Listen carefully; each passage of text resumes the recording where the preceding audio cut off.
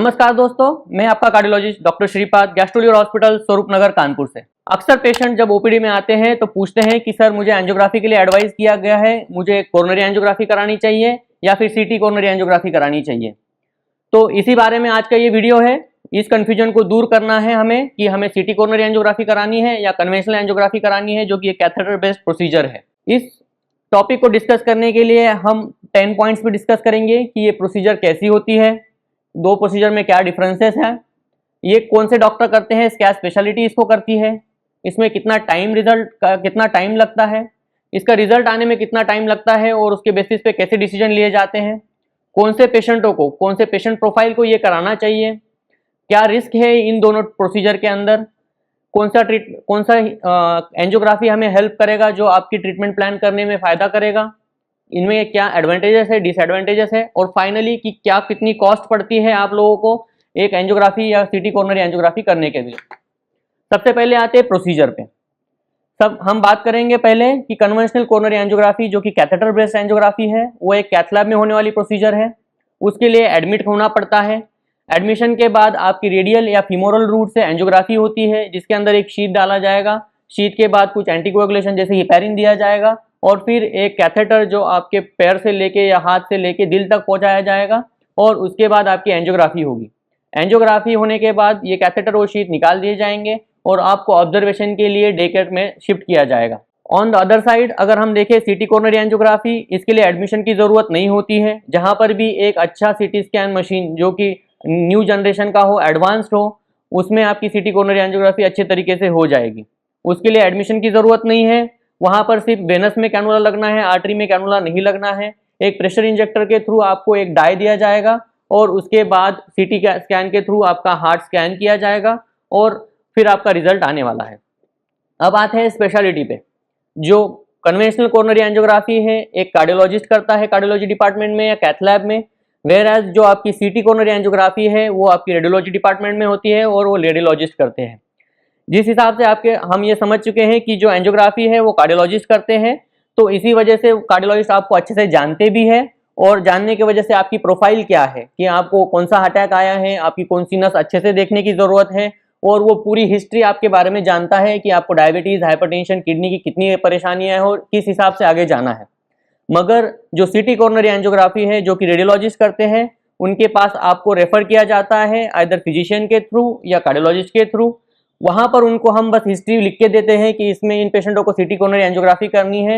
उन रेडियोलॉजिस्ट को आपके बारे में ज़्यादा अच्छी तरह से नहीं पता होता है कि इनके इसमें कहाँ किस बात को स्ट्रेस करना है। इसी वजह से एक इम्पॉर्टेंट फैक्टर आता है कि आपकी एंजियोग्राफी कौन कर रहा है और फिर उसी बेसिस पे आपकी ट्रीटमेंट फाइनलाइज होती है। तो थर्ड पॉइंट आता है कि कितना टाइम लगना है। कन्वेंशनल एंजियोग्राफी प्रोसीजर, अगर प्रोसीजर टाइम देखा जाए तो अराउंड 30 मिनट्स में कंप्लीट प्रोसीजर होती है, मगर एडमिशन की ज़रूरत होती है, इसलिए अराउंड 4 से 6 घंटे की ज़रूरत पड़ जाती है। सीटी कोरोनरी एंजियोग्राफी देखी जाए तो 5 से 10 मिनट की प्रोसीजर है बस, मगर टोटल टाइम आपको 1 से 2 घंटा लगना है। आते हैं रिजल्ट के बारे में।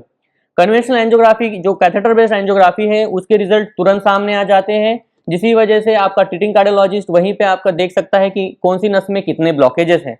इवन ये जो रिजल्ट है आपके रिलेटिव या इवन पेशेंट देख सकता है कि इसमें कहाँ और कितने ब्लॉकेजेस है, और वो इजीली समझ भी सकता है कि इस एंजियोग्राफी में यहाँ कहाँ ब्लॉकेज दिख रहे हैं। और यही रिजल्ट सभी जगह गोल्ड स्टैंडर्ड माने जाते हैं कन्वेंशनल एंजियोग्राफी के। मगर सीटी कोरोनरी एंजियोग्राफी अगर देखा जाए तो ये एक रेडियोलॉजिकल इंटरप्रिटेशन है। रिजल्ट जनरली 12 घंटे से 1 दिन में आते हैं।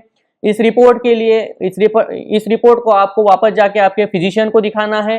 फिजिशियन आइदर वहाँ से आपको कार्डियोलॉजिस्ट के पास भेजेंगे और फिर उसका इंटरप्रिटेशन या आपको मिलेगा कि आपका ट्रीटमेंट प्लान क्या रहेगा। यहाँ पर अगर आपकी कोरोनरी एंजियोग्राफी जो सीटी कोरोनरी एंजियोग्राफी अगर वो नॉर्मल आती है तो उसकी अच्छी वैल्यू है, इसका मतलब कि उसकी निगेटिव पेलेटिव वैल्यू अच्छी है। और अगर नॉर्मल एंजियोग्राफी आती है सीटी में तो आपको हार्ट डिसीज होने के कम चांसेस है। मगर अगर आपके सीटी कोरोनरी एंजियोग्राफी में कहीं पे भी ब्लॉकेज दिखाई दे रहा है तो फिर उसकी प्रेडिक्टिव वैल्यू कम हो जाती है कि हाँ आपको इतना ही ब्लॉकेजेस है और इसको ट्रीटमेंट कैसा करना है। इस वजह से जब कभी भी सीटी कोरोनरी एंजियोग्राफी में कोई ब्लॉकेज दिखाई देता है जो कि सिग्निफिकेंट हो, 50% से ज़्यादा हो, तो आपको फिर जाके conventional angiography, catheter based angiography करने की ज़रूरत पड़ जाती है। जो नॉर्मल कन्वेंशनल एंजियोग्राफी है उसके अंदर हम जब ब्लॉकेज देखते हैं तो डिसाइड कर सकते हैं कि इस ब्लॉकेज के अंदर क्लॉट है या इसके अंदर बहुत सारा कैल्शियम है, या फिर यहाँ आर्टरी डिसेक्टेड है, तो उस बेसिस पे उसकी ट्रीटमेंट प्लान डिफरेंट हो सकते हैं। मगर ऐसा कैरेक्टराइजेशन अभी सीटी कोरोनरी एंजियोग्राफी में नहीं करते हैं। इसी वजह से जो कन्वेंशनल एंजियोग्राफी है वो आपके नेक्स्ट ट्रीटमेंट प्लान में हमेशा मदद करती है as compared to CT coronary angiography. अब आते हैं हम पांचवें पॉइंट पे, जो कि है रिस्क कितनी है। जो कन्वेंशनल एंजियोग्राफी है ऑब्वियसली एक इन्वेजिव प्रोसीजर है, तो इसके एसोसिएटेड एक थोड़ी सी रिस्क जरूर होती है। माइनर ब्लीडिंग रिस्क होती है, डाई रिएक्शन की रिस्क होती है, कभी कभी जो पेशेंट हार्ट फेलियर वाले होते हैं, हार्ट अटैक वाले होते हैं, उनको चेस्ट पेन या हार्ट फेलियर प्रेसिपिटेट होने के चांसेस होते हैं। मगर ये बहुत ही सेफ प्रोसीजर है और इसके दौरान कुछ कॉम्प्लिकेशन या डेथ होने के रिस्क लगभग 0.02% के बराबर है। इसीलिए कन्वेंशनल एंजियोग्राफी इन्वेजिव होने के बावजूद भी सेफ प्रोसीजर है। उस हिसाब से सीटी कोरोनरी एंजियोग्राफी जो है उसमें ज़्यादातर रिस्क नहीं होती है, मेनली रिस्क रिलेटेड होती है तो अगर डाई रिएक्शन हुई तो, और एसोसिएटेड रेडिएशन एक्सपोजर की। यहाँ अब रेडिएशन की बात चल रही है तो हम बात करेंगे रेडिएशन एक्सपोजर दोनों में कितना डिफरेंस है। जो कन्वेंशनल कोरोनरी एंजियोग्राफी है उसमें अराउंड 8 to 10 मिलीसीवर्ट का रेडिएशन एक्सपोजर होता है, बट जो सीटी कोरोनरी एंजियोग्राफी है उसके अंदर रेडिएशन एक्सपोजर होता है 16 मिलीसीवर्ट का। इसको समझने के लिए हम ये समझेंगे कि जो हमारा एक एक्सरे है वो 0.05 मिलीसीवर्ट इतना एक एक्सरे होता है, तो इस हिसाब से जो सीटी कोरोनरी एंजियोग्राफी है उसमें बहुत ज़्यादा रेडिएशन एक्सपोजर होता है। सबसे इम्पोर्टेंट टॉपिक है कि कौन सी पेशेंट प्रोफाइल में कौन सी एंजियोग्राफी करानी चाहिए। हम बात करेंगे सबसे पहले कन्वेंशनल कोरोनरी एंजियोग्राफी की। अगर आपका एज 60 से ज़्यादा है, आप हाई प्रोबेबिलिटी में या हाई रिस्क ग्रुप में आते हैं। हायर रिस्क ग्रुप मतलब आपको डायबिटीज़ है, लॉन्ग स्टैंडिंग हाइपरटेंशन है, लिपिड कोलेस्ट्रॉल प्रॉब्लम है, या प्रीवियस कभी हार्ट डिसीज नोन थे, या पेरिफेरल वैस्कुलर डिसीज है, या स्ट्रोक हुआ था पहले, तो आपको coronary angiography, conventional coronary angiography ही करानी चाहिए। अगर आपको हार्ट के सिम्टम्स है, जैसे कि आपको एंजाइना हो रहा है, चलने फिरने से सांस फूलती है, हार्ट फेलियर हुआ था, कभी अरिदमिया हुए थे, बीपीसीज आ रहे हैं, ऐसे पेशेंटों को भी कन्वेंशनल कोरोनरी एंजियोग्राफी करानी चाहिए। अगर आपको रिसेंट में हार्ट अटैक हो रहा है या चेस्ट पेन हो रहा है, अनस्टेबल एंजाइना है, एनएसटीएमआई है, इन पेशेंटों को भी कोरोनरी एंजियोग्राफी ही करानी चाहिए, ना कि सीटी कोरोनरी एंजियोग्राफी। अगर आपके बायोमार्कर्स मतलब ट्रोपोनिन या सीपी के, एचएस ट्रोपोनिन या बीएनपी लेवल्स बहुत ज़्यादा बढ़े हुए हैं या फिर ये पॉजिटिव आते हैं, तो आपको करानी चाहिए कन्वेंशनल कोरोनरी एंजियोग्राफी। प्रीवियसली अगर आपको स्टेंट लगा है या फिर आपको प्रीवियसली पता है कि एज की वजह से कैल्शियम ज़्यादा है, तो इन पेशेंटों को भी कन्वेंशनल कोरोनरी एंजियोग्राफी करानी चाहिए। कुछ केसेस होते हैं जिनमें कि हमें पता है कि पेशेंट किडनी का मरीज है, डायलिसिस डिपेंडेंट है या फिर डायलिसिस की रिस्क है, तो उनको भी हम कन्वेंशनल एंजियोग्राफी एडवाइस करते हैं, क्योंकि इसमें हमें 20 to 30 ml डाई में ही पता चल जाएगा कि कितनी प्रॉब्लमेटिक है इनकी कोरोनरी आर्टरी की एनाटॉमी या कितने चांसेस है हार्ट अटैक के। मगर अगर आपका सीटी कोरोनरी एंजियोग्राफी देखा जाए तो वहाँ हमें लगभग देना पड़ता है 70 ml से 100 ml डाई, जो कि आपको हमेशा ही रिस्क करता है कि डायलिसिस करने की ज़रूरत पड़ जाए। इसलिए कभी कभी सीटी अगर कोई किडनी का पेशेंट है तो उसमें भी हम एडवाइस करते हैं या प्रेफर करते हैं कन्वेंशनल कोरोनरी एंजियोग्राफी को। अब आते हैं कौन से मरीज प्रोफाइल को हमें करनी चाहिए सीटी कोरोनरी एंजियोग्राफी। अगर आप यंग एज है, लेस देन 40 ईयर्स है या अराउंड लेस देन 60 एज है, आपको लो प्रोबेबिलिटी है या रिस्क फैक्टर्स ही नहीं है, जैसे कि आपको हाइपरटेंशन नहीं, डायबिटीज नहीं, फैमिली में किसी को हार्ट डिसीज नहीं है, कोलेस्ट्रॉल प्रॉब्लम नहीं है, तो भी आपको कोरोनरी एंजियोग्राफी सीटी करने की फायदा हो सकता है। दूसरा है कि आपके जो सिम्टम्स है, जो कि प्रॉब्लम है आपके हार्ट में और चेस्ट में, वो अटिपिकल टाइप है कि नहीं लगता है डॉक्टर को कि आपको हार्ट अटैक हुआ हो, वो बस रूल आउट करना चाहते हैं कि आपको हार्ट में मेजर इश्यूज ना हो या फिर स्क्रीनिंग कराना चाहते हैं, तब सीटी कोरोनरी एंजियोग्राफी कर सकते हैं। एक दो फैक्टर्स है जब कार्डियोलॉजिस्ट भी प्रेफर करते हैं कि जब आपकी सीटी कोरोनरी एंजियोग्राफी हो, जैसे कि पेशेंट की जिनको पहले से बाईपास हुआ है, जिनका पहले से बाईपास हुआ है और मल्टीपल ग्राफ्ट्स लगे हैं, तो ग्राफ्ट को देखने के लिए सीटी कोरोनरी एंजियोग्राफी फायदेमंद हो सकती है। दूसरा कि पेशेंट जिसको पता है कि एनोमलस कोरोनरी आर्टरीज है, उनको भी सीटी कोरोनरी एंजियोग्राफी फायदेमंद हो सकती है, मगर एक टाइम के लिए। अगर आपको पहले से पता चल गया है कि बाईपास हुआ है और कुछ ग्राफ्ट बंद हो चुके हैं और कुछ ही ग्राफ्ट या बेसिक नेटिव आर्टरी चल रही है, तो आपको कन्वेंशनल एंजियोग्राफी करानी चाहिए।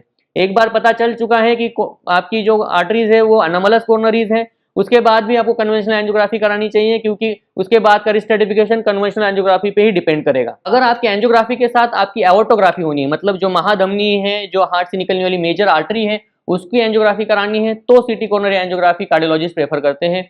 या फिर आपका कोई बच्चा है जिसके कि हार्ट में छेद है या उसके साथ पल्मोनरी आर्टरी की कोई इशू है, ये सब देखने के लिए हम सीटी कोरोनरी एंजियोग्राफी एडवाइस करेंगे रादर देन कन्वेंशनल एंजियोग्राफी।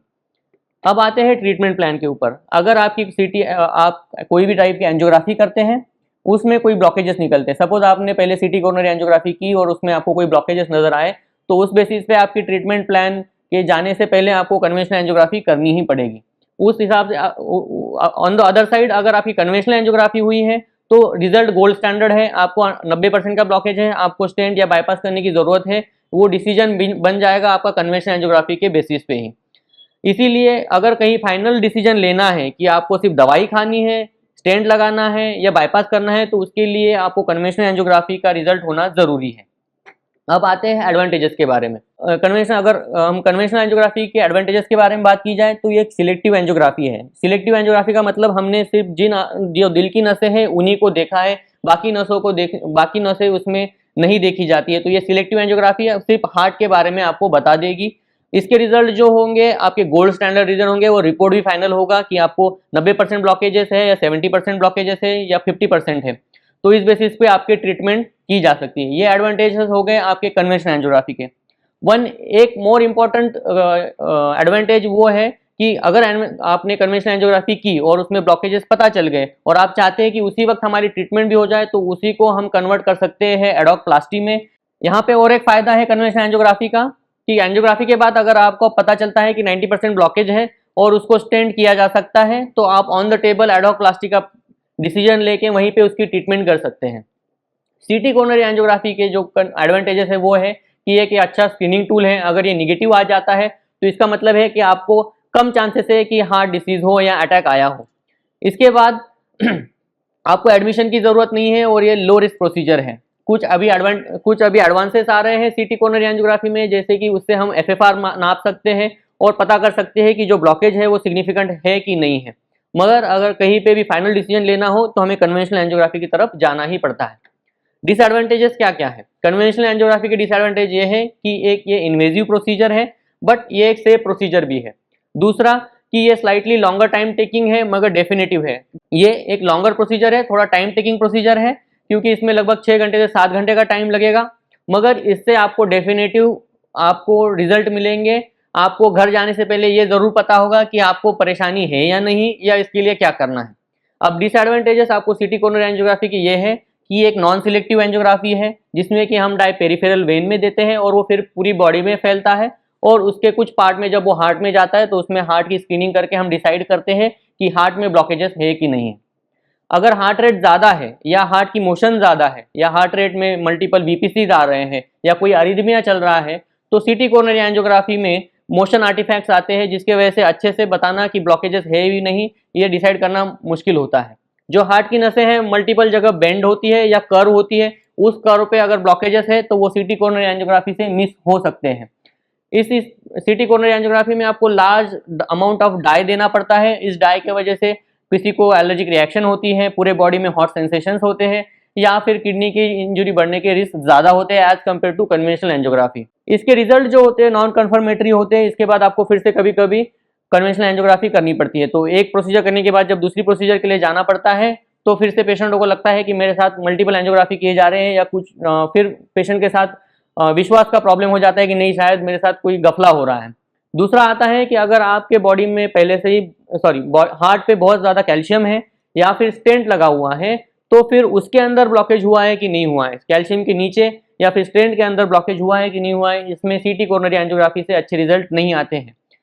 कोई किडनी पेशेंट है जिनकी क्रिएटिनिन वैल्यू 2 से ज़्यादा है या 1.4 से ज़्यादा है, तो ऑब्वियसली सीटी कोरोनरी एंजियोग्राफी किसी भी हद तक नहीं की जा सकती। फाइनल पॉइंट आता है कॉस्ट क्या है। आजकल कन्वेंशनल एंजियोग्राफी अराउंड 10 to 25,000 में हो जाती है, वर्सेस आपकी जो सीटी कोरोनरी एंजियोग्राफी है उसमें 15 से 20 हज़ार का खर्चा आता है।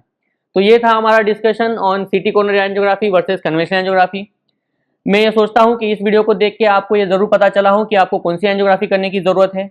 अगर फिर भी आपको फाइनल कोई डिसीजन लेना है तो मैं चाहूँगा कि एक अच्छे कार्डियोलॉजिस्ट की सलाह लें और उस बेसिस पे ही कौन सी एंजियोग्राफी करनी है इसका डिसीजन लें। Thank you.